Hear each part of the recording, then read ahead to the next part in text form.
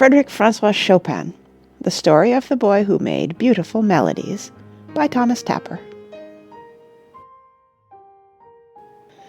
As long as we live and keep in touch with the works of the great composers, we shall love more and more the music of Frederic François Chopin. It will be pleasant to learn from time to time something about him. We should like, for example, to know in what country he was born, in what places he lived, what kinds of music he composed. Perhaps we may begin by learning that he was born in a little village in Poland, not far from the city of Warsaw, beside which flows the famous river Vistula. Here is a picture of the house in which Chopin was born. Chopin's father, a Frenchman by birth, was a schoolmaster.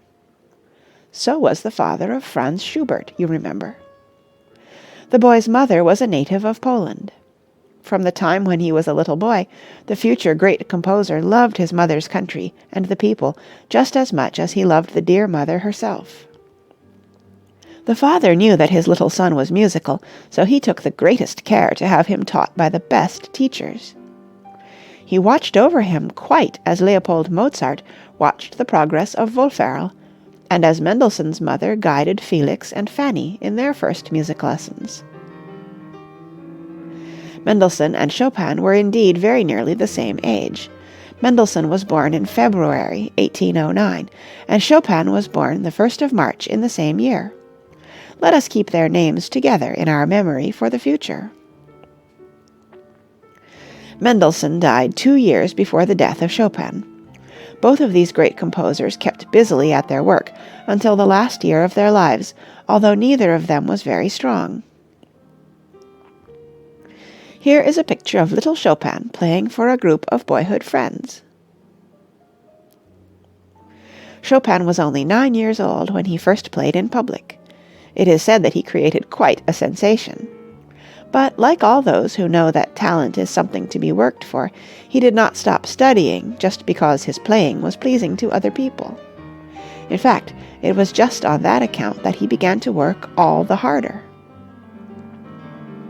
Then there came a great change. He left his home and went to Paris, where he lived for the rest of his life. Even though he was but a youth of 21, he had already composed 2 concertos for the piano. These he had played in public to the great delight of all who heard him, but especially of his countrymen.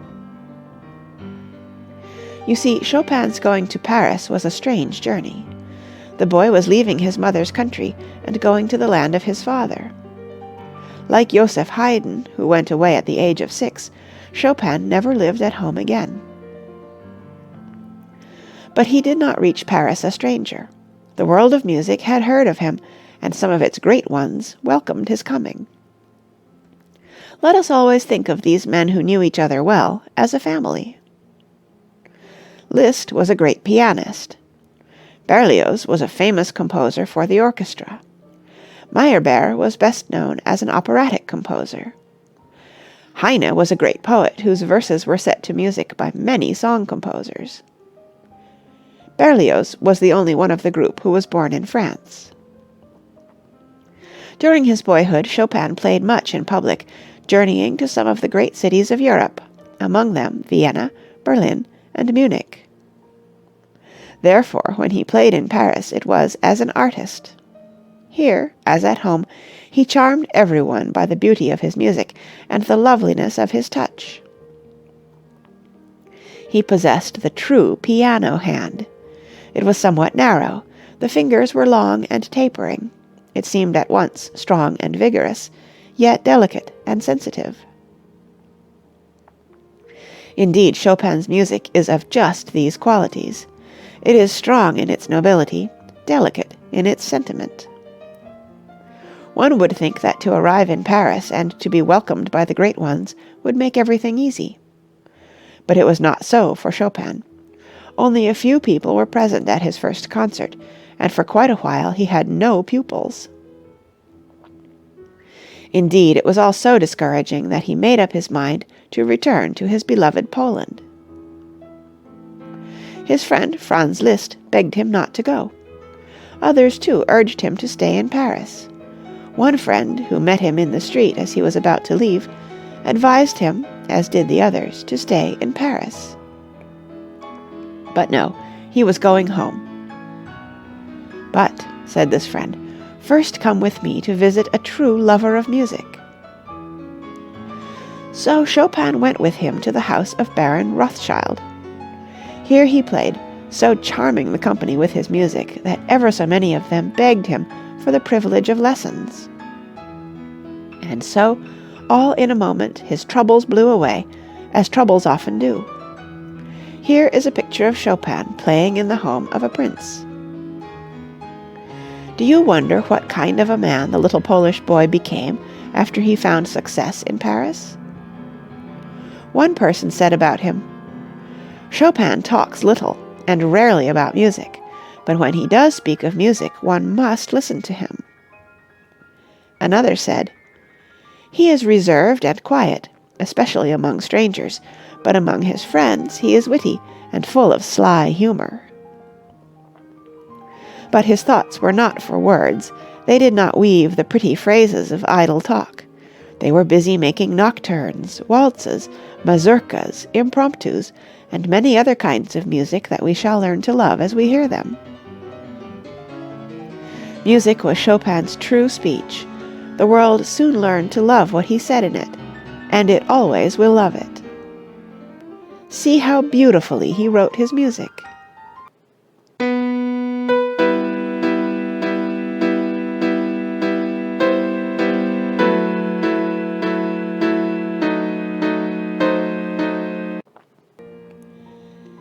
There was neither telephone nor telegraph in those days. Yet it did not take long for another composer, Robert Schumann, who lived far away in Germany, to learn that a genius by the name of Chopin lived in Paris. The post carried to Schumann a copy of Chopin's first printed music. This was a theme taken from Mozart's opera Don Juan, which Chopin arranged with variations for the piano. When Schumann played it to his friends, everyone exclaimed, "How beautiful it is!" Then someone said, "Chopin? I never heard the name. Who can he be?" So we see that his thoughts, printed as music, flew like winged messengers to carry news of him to others in distant places. And people not merely asked, "Who can he be?" but they found out who he was, and kept passing the news on and on, until finally it has reached us. Chopin was never a robust person, though he was well and busy most of his life. But in the last years he suffered much from illness. This led him to travel to many places from Paris for the good of his health. Chopin was devoted to Poland, the beloved land of his birth. Here is a picture of the great composer who has fallen asleep at the keyboard and is dreaming of a glorious future for Poland. Once he went to England and to Scotland. He played in London and was highly praised for the beautiful way he performed his own music. While it is true that Chopin was ill in the last years of his life, we must notice that he kept right on with his work. He played and composed just as he had always done. Chopin died in Paris, October 17, 1849, just 2 years after Mendelssohn, who died in 1847. Many men who would have given up everything had they not been brave have worked right on through illness. Milton was blind, but he dictated Paradise Lost to his daughter. Beethoven was deaf, but he did not give up composing. Robert Louis Stevenson, who wrote the lovely Child's Garden of Verses, was ill all his life, but he kept on writing. Grieg was probably never well all his life, but he never gave up. Have you ever thought that the beautiful ideas of great men sometimes outlive famous cities? What a lot of cities and countries we must visit in our thoughts to see the great composers at work. For example, 1. Grieg belongs to Norway. 2. Chopin to Warsaw and Paris. 3. Schubert to Vienna in Austria. 4. Bach to Thuringia in Saxony, Germany. 5. Handel to Germany and England. 6. Haydn to Hungary. 7. Beethoven to Germany and Vienna.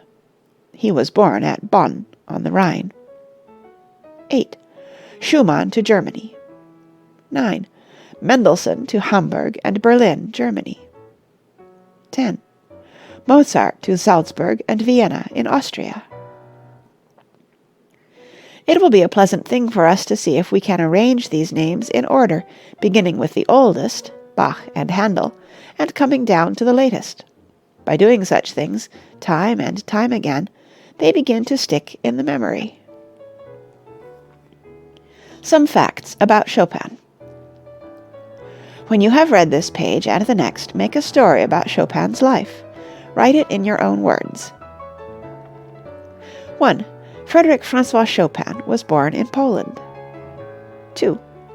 His birthday was March 1st, 1809. 3. He spent most of his life in the two cities of Warsaw and Paris.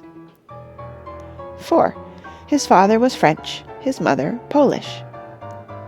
5. At the age of 9, he made his first public appearance as a pianist. 6. Many distinguished people welcomed him to Paris. 7. Among them were Liszt, Berlioz, Meyerbeer, Heine. 8. His first weeks in Paris were discouraging, his first concert poorly attended. 9. This tempted him to return to Poland. 10. But his friends urged him to remain in Paris. 11. Finally, success came. 12. Chopin was described as one who spoke little, especially among strangers. 13. Some of the music forms which he wrote are the nocturne, waltz, mazurka, impromptu, concerto, polonaise, étude. 14. Schumann was one of the first to declare Chopin a genius. 15. Chopin worked hard all his life. 16.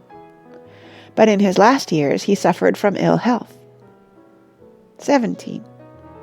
Like Milton, Beethoven, Stevenson, and Grieg, he kept on with his work, in spite of his illness. 18. Chopin once went to England and Scotland. 19. Chopin was very fond of Bach, and urged his pupils to practice Bach pieces every day for the mental drill as well as the drill for the fingers. Some questions about Chopin. 1. In what country was Chopin born? 2.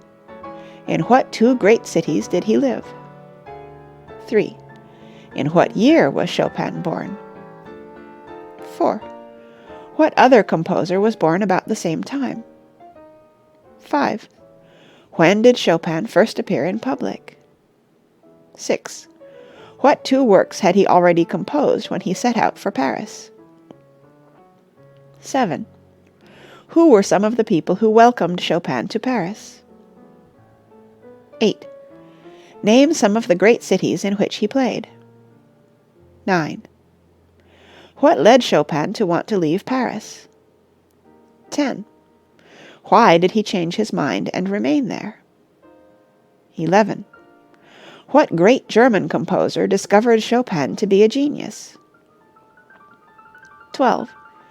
Name some great writers and composers who kept at work, even though they were not in the best of health. 13. In what country was Grieg born? 14. In what city was Mozart born? 15. In what two countries did Handel live? 16. What famous river flows by the city of Warsaw? 17. Name some of the kinds of music that Chopin composed. 18. What music by Chopin have you heard? End of The Story of the Boy Who Made Beautiful Melodies.